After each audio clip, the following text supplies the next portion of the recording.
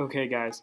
So if you're starting YouTube just like I did, what you want to do to create custom, professionally made YouTube thumbnails is that you want to go to Adobe Spark. Here you start out with posts. Well, this is actually not what you want to do. You want to go to featured. Featured has a lot of cool things, blog posts, all those things that you can kind of steal. If you like the style, just go ahead, take it, and then change out the text. Yeah, I like this one. So let's go with this. I don't exactly want the text, and you don't have to. You can just go ahead, change it.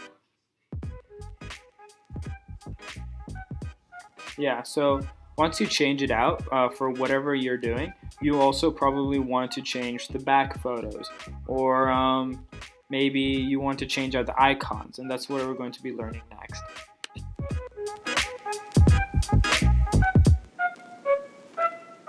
So personally, I really like the two-tone color. So you can add a secondary color right there, just like pressing that button.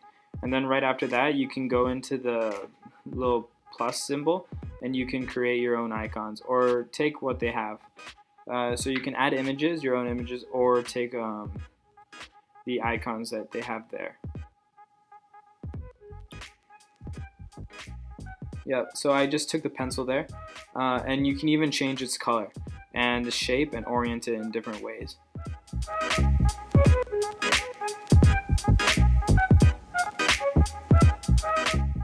Okay, right here it's going to be me replacing this back image.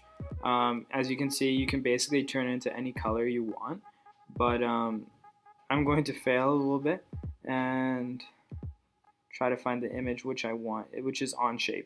I want to show my thumbnail to have the Onshape logo to give that credibility, to show them what exactly is going to be in. And I think that should be true for any YouTube video. You want to know what's inside the video itself and like kind of get a preview right before. A little bit of clickbait, I guess, but yeah, you're just trying to show your consumer what they're getting into.